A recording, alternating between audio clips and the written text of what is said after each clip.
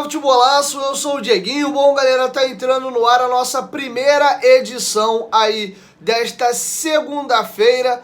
Semana nova chegando e esperanças renovadas. Apesar de muito chateado com a sequência do Vasco, quem carrega essa cruz de malta no peito no dia do jogo do Vasco, por mais chateado que nós estejamos, a gente vai estar sempre ali com a nossa fé. E hoje eu vim com esse verde aqui para tentar ter pensamentos positivos e a fé guardar a nossa esperança. Temos um jogo decisivaço hoje e eu vou trazer para vocês aí como andam os dois clubes aí e qual é a importância que o jogo tem para ambos os lados, tá? Então antes disso eu vou pedir para você deixar o dedo no like no começo do vídeo, que já me ajuda bastante, e para quem for novo aqui no canal, já se inscreve, ativa o sininho das notificações e claro, segue minha conta pessoal lá no Instagram. Beleza? Dito isso, lembrar vocês que daqui a pouquinho, 8 da noite, teremos um jogaço entre Vasco e Flamengo e você pode fazer a sua aposta lá na 1xBet. O link tá aqui, ó, no primeiro comentário fixado do vídeo. Utiliza o nosso cupom promocional, que é a palavra Futebolaço, com T mudo e CO no final. Eles dobram aí o seu primeiro depósito e vocês podem ganhar um bônus até de R$ 1.200.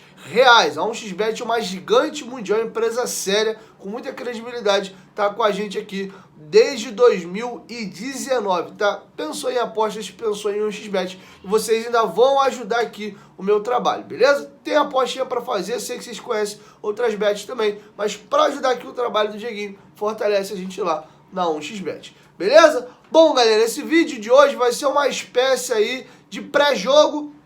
Eu vou bater para vocês aí como é que andam os dois lados. Primeiro, vamos começar falando, óbvio, do nosso clube. Vamos falar do Vasco. O Vasco não vence há 7 jogos, né? Tem 8 rodadas já disputadas o Vasco nesse brasileiro. Vitória bem na estreia e depois só empates e derrotas. O Vasco vem de 3 derrotas consecutivas. Técnico Maurício Barbieri, muito pressionado no cargo, torcedor muito insatisfeito por muitos. O Barbieri seria até já demitido.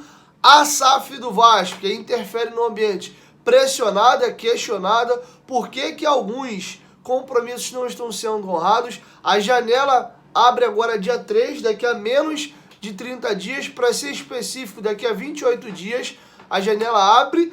E a gente tem visto alguns nomes aí que interessavam o Vasco começando a ir por outros clubes, porque outros clubes estão fazendo propostas melhores. Então, a animosidade da torcida do Vasco com a Vasco da Gama SAF e a 777 tá assim, ó, tá fervilhando. Paulo Brax foi quem foi muito sujeito homem na semana passada e veio a público sozinho para dar justificativas. O torcedor segue irritado com Luiz Melo e com o board da diretoria, porque nem o Salgado, que é do associativo, e nem o Luiz Melo, que é o CEO do clube, vieram a público falar com o torcedor e explicar o que está acontecendo nesse momento. Barbieri, por hora, mantido e prestigiado internamente, porém, cobrado para que faça mudanças, né? Para que mexa no time. Com isso, o técnico Maurício Barbieri vai mexer e deve mexer. 2 modificações são certas: o retorno do Pedro Raul, comando do ataque,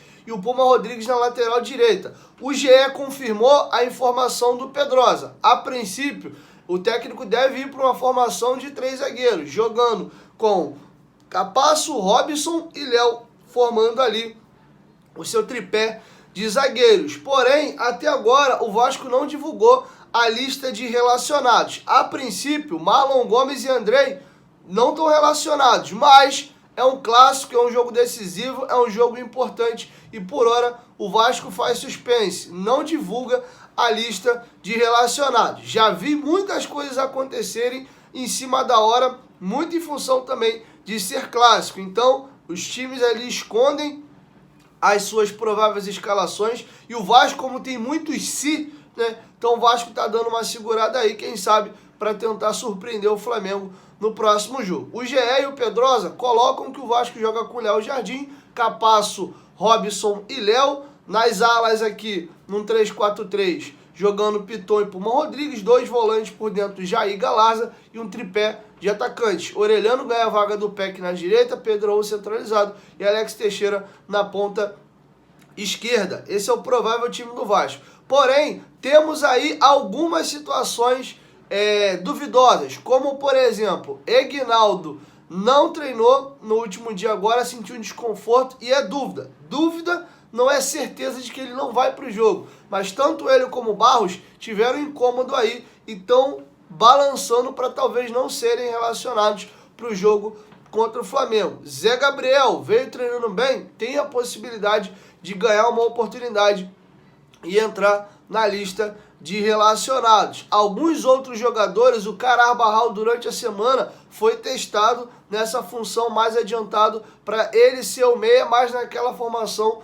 do 4-3-3. Se o Barbieri decidir manter o esquema tático, o Carabajal ganha aí força para ganhar uma oportunidade. Então existe todo esse mistério em cima do provável time do Vasco, que está muito pressionado, há 7 jogos não vence e a rodada 9 já foi finalizada, né? Falta apenas aí o clássico entre Vasco e Flamengo.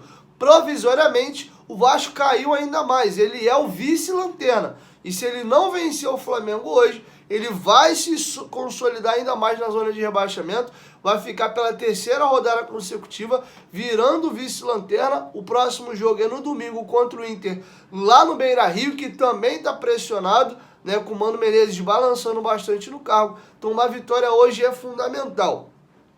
Passando para o lado rubro-negro, o Flamengo vem num bom momento, né? Uma eliminação aí, uma classificação em cima do Fluminense com moral, com autoridade. Quando sai o sorteio, o Fluminense é colocado como favorito, porque jogava até então o futebol mais bonito do Brasil, empolgava a todos e além de empolgar, tinha desempenho, vídeo, uma goleada ali 5-1 em cima do River Plate, liderando tranquilamente o seu grupo na fase de grupos da Libertadores, bem colocado também no Brasileiro, e o Flamengo que chegou a estar ali na zona de rebaixamento, pressão muito forte, técnico demitido, chega o Sampaoli claudica bastante, tanto é que mesmo o Flamengo vencendo o Fluminense na última quinta-feira e agora chegando a uma sequência de 7 jogos sem perder, o Sampaoli estava pressionado, porque o time tinha alguns empates bobos, apesar de ser 7 jogos sem perder, tem empates no meio, e o desempenho assustando em alguns jogos, como por exemplo o jogo da Libertadores contra a equipe do Nublense. A forma como o Flamengo vence o jogo contra o Fluminense, se impondo, o placar poderia ter sido até maior, diga-se de passagem, traz uma confiança. Então o São Paulo ganha um pouco mais de moral e um pouco mais de respiro para trabalhar e o grupo se fortalece. Se é eliminado pelo Fluminense, a crise estava instaurada e a gente sabe como é que funcionam as coisas do lado de lá, tá? Então o Flamengo vem numa outra vibe para esse jogo. Léo Pereira, zagueiro titular importante, tá fora, problema na coxa, e quem tá aí balançando na corda bamba aí é o Gabigol. Ele sentiu um incômodo na coxa no jogo de quinta-feira contra o Fluminense, apesar de ter feito o gol da vitória no final do jogo. Gabriel não treinou nos últimos dias aí e é dúvida para o confronto, porém ainda não está descartado, tá? Sobre a provável escalação do Flamengo, segundo o GE, goleiro Matheus Cunha, na lateral direita Wesley, dupla de zaga Davi Luiz e Fabrício Bruno, lateral esquerdo, que inclusive vive um grande momento, Ayrton Lucas, foi até convocado para a seleção brasileira principal. No meio campo, um 4-2-3-1, 2 volantes, Thiago Maia e Eric Pulgar, que foi um jogador que o São Paulo colocou como titular e vem dando uma sequência e uma moral para ter um pouco mais de pegada no meio de campo. Um trio de meio-campistas com o Arrascaeta centralizado, abertos na esquerda Everton Cebolinha, na direita o Gerson e no comando do ataque o Pedro, já que o Gabigol, por hora, é dúvida para a partida, tá? Então esse é o provável time do Flamengo para enfrentar o Vasco logo mais, às 8 horas da noite, no Maracanã. Bom, sobre público, em termos de público, devemos ter um Maracanã com um público bem aquém do que nós vimos, por exemplo, nos clássicos do Campeonato Estadual. O Vasco é o mandante e Vasco e Flamengo fizeram um acordo para os Jogos do Brasileiro. Os ingressos são divididos meio a meio. Deixa eu explicar como é que funciona esse meio a meio. Atrás dos gols, setor sul, Vasco, setor norte, Flamengo.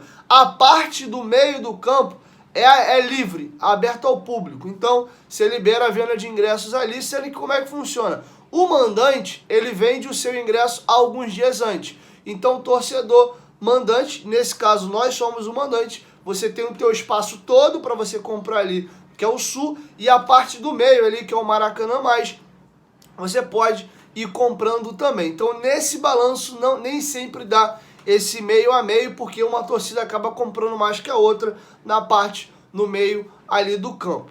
Beleza? Bom, sobre isso, a torcida do Vasco está muito machucada, muito chateada, e normalmente os jogos do Maracanã, a gente tem esgotado todos os ingressos no primeiro dia de vendas, mas 7 jogos sem vencer, 3 derrotas consecutivas, um clima meio estranho, a torcida do Vasco, né, vai comparecer ao Maracanã, mas num público menor do que vem colocando em jogos anteriores. Até a última parcial que foi divulgada no final de semana, tinham 34 mil ingressos vendidos. O Flamengo tem um jogo decisivo de Libertadores na quinta-feira, teve um jogo também na quinta anterior contra o Fluminense, e do lado de lá também parece que a galera aí tá meio mais ou menos, apesar da classificação ter um jogo trepado no outro. Então a expectativa é de um público variando aí de 38 a 45 mil telespectadores no Maracanã. Só no estadual, os clubes levaram aí próximo a 60 mil